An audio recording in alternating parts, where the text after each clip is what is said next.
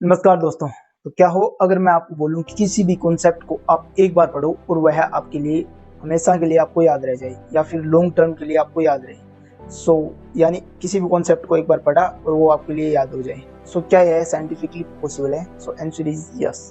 ये सब कैसे होता है कि इंटेलिजेंट स्टूडेंट जिसे आप बोलते हो कि वो कुछ ही टाइम में पढ़ता है और सिलेक्शन ले जाता है, या फिर आपने स्कूल में जरूर देखा होगा कि वो सारे दिन किताबों में नहीं घुसा रहता है, कुछ ही टाइम के लिए पढ़ता है और उसका अच्छे खासे मार्क्स आते हैं। दूसरी ओर देखते हो कि एक स्टूडेंट है जो सारा दिन किताबों में घुसा रहता है, बहुत पढ़ता है, फिर भी उसके मार्क्स वो नहीं आ पाते जितने आने चाहिए थे। जितनी वो मेहनत करता है उतने नहीं आ पाते। ये इन दोनों के बीच का जो डिफरेंस है उसे बोलते हैं स्मार्ट वर्क और कुछ टेक्निक्स। इसी स्मार्ट वर्क और कुछ टेक्निक्स के ऊपर अपन बात करेंगे।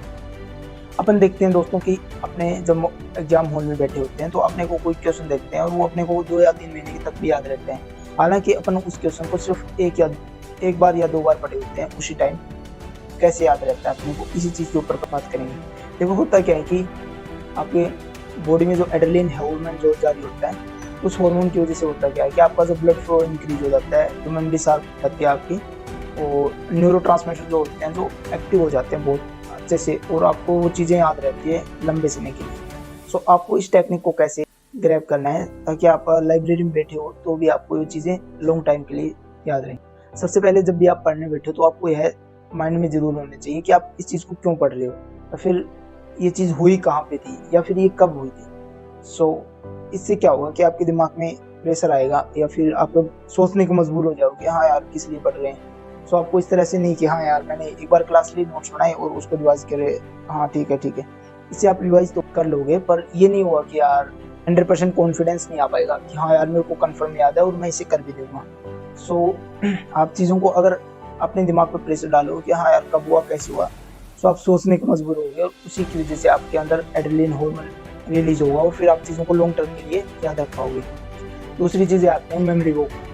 मेमोरी वॉक कैसे होती है? देखो, जब भी आप शाम को फ्री हो आधी 1 घंटा के लिए, आप अपने आप को समय जरूर दीजिएगा। या तो खाने के बाद, डिनर के बाद आप के लिए जा सकते हैं, जिससे क्या होगा कि आपकी हेल्थ भी काफ़ी अच्छी रहेगी, आपकी मेमोरी भी इंक्रीज होगी, मेमोरी स्किल भी इंक्रीज होगी। मेमोरी स्किल कैसे इंक्रीज होगी आपको मैं बताता हूँ। देखो, जब भी आप पूरे दिन में जो भी चीज़ें पढ़ी हैं आप उसको विजुअलाइज कीजिएगा। दोस्तों दूसरा मेथड आता है अपना मेमोरी वॉक का। मेमोरी वॉक में क्या करना है कि आपको खुद को समय देना है और आपको एक वॉक के लिए जाना है।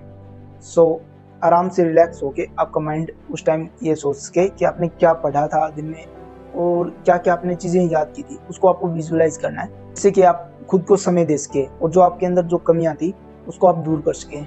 सीखते सब हैं, जो एरर करके सीखते हैं, उसमें काफ़ी टाइम लगता है। आपको क्या करना है कि जो चीज़ें आपको खुद से बातें करोगे तो आपको पता लग जाए कि हाँ यार मेरे को ये ज़रूरी है और मेरे को ये करना बहुत ज़रूरी है और मैं कहाँ से करूँगा कैसे करूँ, कि मेमोरी अच्छी बन जाएगी। और जो आपने याद किया दिन पर वो आपको माइंड में अगर दोहराओगे इसे, वो आपके लॉन्ग मेमोरी में सेट हो जाएंगी चीज़ें। दोस्तों नेक्स्ट टेक्निक क्या है कि आपको जब लाइब्रेरी में बैठे हो तो आपको ये नहीं है कि 2-3 घंटे लगातार पढ़ना है।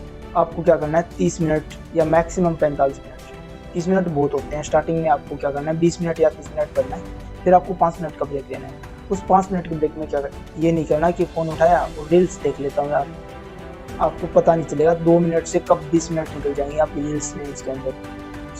ये चीज़ें अवॉइड करनी है आपको, रील्स वगैरह शॉर्ट्स वगैरह ये सब अवॉइड करनी है, जिससे आपको डिस्ट्रैक्ट नहीं हो पाओ। आपको क्या करना है 20 मिनट पढ़ना है। 20 मिनट के बाद आपको क्या करना है आराम से लेट जाना है। उसमें आपको थीटा वेव जो कि आपके माइंड के पावर को इंक्रीज कर देती है या फिर आपको रिलैक्स देती है, बहुत कम समय में बहुत अच्छा रिलैक्स देती है। थीटा वेव जो होते हैं अपने यूट्यूब पे जाके देख लेना, या फिर मैं डिस्क्रिप्शन में आपको लिंक डाल दूंगा, जिससे क्या होगा कि आपके दिमाग को रिलैक्स मिल पाएगा। माइंड में उन चीज़ों को दोहराना है जो आपने पिछले 20 मिनट में पढ़ी थी। इससे क्या हुआ कि आपके जो रिवीजन होगा आपके माइंड को सोचने में मजबूर हो जाए, हाँ यार मैंने ये नहीं पढ़ा। आपको अच्छे से पता लग जाएगा कि हाँ यार ये चीज़ें तो मैंने पढ़ी नहीं, या फिर मैंने ये पढ़ी है तो मेरे याद थी। आप उन चीज़ों को पढ़ने के लिए दोबारा मजबूर हो जाओगे। और वरना आप 2 घंटे पढ़ते हो तो क्या सोचते हो कि यार इतना बड़ा मैंने एक बार रिवाइज कर लिया, इसे क्या दोबारा रिवाइज करूँ, और पता नहीं क्या क्या रिवाइज हुआ या नहीं हुआ। आपको थोड़े पोर्शन में आपको चीज़ों को पढ़ना है और अपने दिमाग को रिलैक्स देना है। और रिलैक्स इसलिए भी देना है क्योंकि स्टार्टिंग में जो पढ़ते हैं अपन जितना इंटरेस्ट होता है वो एट लास्ट में उतना इंटरेस्ट नहीं रह पाता, या फिर अपने दिमाग कहीं और चला जाता है, दोस्तों में बाहर जहाँ अपन खेलने जाते हैं वहाँ, या फिर कहीं भी। चीज़ों को कम समय में थोड़े पोर्शन में बांट के पढ़ना है। एक नेक्स्ट अपन जो बैठते हैं तो उस टाइम ऐसे बिल्कुल झुक के नहीं बैठना, उससे अपना दिमाग जो रिलैक्स में चले जाता है और बॉडी अपने मैसेज भेजती है दिमाग को कि हाँ इसे रिलैक्स चाहिए। सो अपने को नींद आने लगती है। सो अपने बैकबोन को स्ट्रेट करके बैठेगा। स्ट्रेट ये नहीं बिल्कुल अकड़ के ऐसे बैठना नहीं, जितना थोड़ा स्ट्रेट हो सके जिससे आपको लगे कि हाँ मैं इस पोजीशन में लॉन्ग टाइम के लिए बैठ सकता हूँ। सो उस टाइम आप क्या करना है, 30 मिनट के लिए आप इस तरह से अगर आप पढ़ रहे हो तो आप थोड़ा सा ऐसे स्ट्रेट बैठो और आप चीज़ों को पढ़ो।